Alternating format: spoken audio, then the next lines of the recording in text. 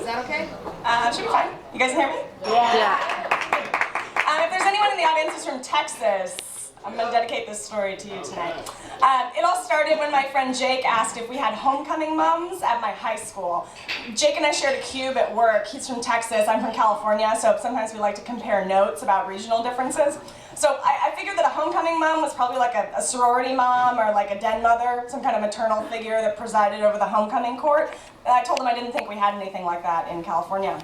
And he said, no, mum, like a chrysanthemum. You know the flower you wear on your shirt?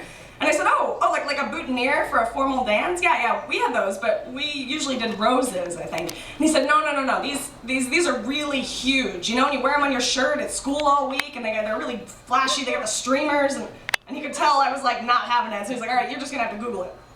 So I did, and I learned that a homecoming mom is like a glorified Best in Show ribbon, all right? It's like this obscene floral bouquet streamed with ribbons and then adorned with spirited flair. And it is tradition in certain parts of this great country of ours for high school girls to receive these as gifts from their boyfriends or their parents or their boyfriend's parents. I didn't really quite know at the time, but they affix these garish monstrosities to their shirts and then parade them around for homecoming season, which is like so nuts. And for those of you who are like still hung up on the whole boutonniere thing, I want you to know these things are huge. Like we're talking like dinner plate size, right? Like really big. Because as with any kind of materialistic and bizarre ritual, size matters. So the bigger the mom, the more popular the girl. So I kind of got into these things. I confirmed the myth of the homecoming mom with a couple other Texas natives and kind of developed this like bizarre fascination with them. So you can imagine my excitement when I found myself on a business trip in mid-October in Dallas, which is like ground zero for garish monstrosities. So I was out in the field with our sales reps. I was going into a lot of grocery stores, and you can learn pretty quickly that there's like an entire cottage industry built around the homecoming mom, and I was just so excited to like see these things with my own eyes. We go into a Kroger's, like they're Ralph's there, it's really big, and they've got this huge banner up on the entryway that says, "Kroger is your homecoming mom destination." And I was like, jackpot, right? So I like run in there, and the floral department is really like the capital of the homecoming mom industrial complex. They've got walls of unadorned homecoming moms just waiting to be jazzed up with tchotchke from the flare board, and I'm like losing my mind. I'm running around, I can't believe I'm seeing this, and it dawns on me that these kind of photos that I'm snapping on my BlackBerry and sending home to my friends in California, like, oh my god, can you believe this exists? Is gonna be akin to those grainy photos of the Loch Ness Monster, right? Like they're not gonna believe that this actually exists. And the only way I'm gonna get my California brethren to like really appreciate the nature of the homecoming mom is if I capture one in the wild and bring it back to California. So the night before I leave, I decide I'm gonna have to go and see the experts. So I meet with two florists at a Kroger in Allen, Texas.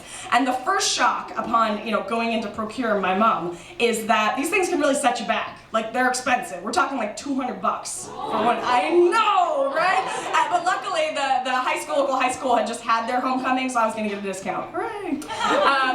Second shock was these things are really heavy. Like once you get all your little flares on there, like it's some serious business. So I got a lesson in creative pin usage. Learned that some girls actually attach them to their bras for like extra structural support, whatever.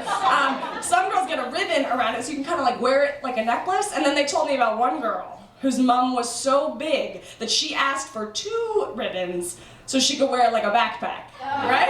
A mum backpack. What? This is so weird. This happens in America? I couldn't believe it. And this is just the tip of the mum culture iceberg. Like, then I'm asking like, all right, well, who buys these for you? Because I heard it could come from different people, and it turns out that like buying your own mum is just about the least cool thing you can do. So it's got to be from someone else. But then I'm wondering like, well, do they coordinate? You know what I mean? Like, what happens if you get more than one mom? Like, is it okay to double mom, right? And yes, apparently it is, and it's not entirely uncommon. Like, if you have the real estate, bless your heart, wear them both.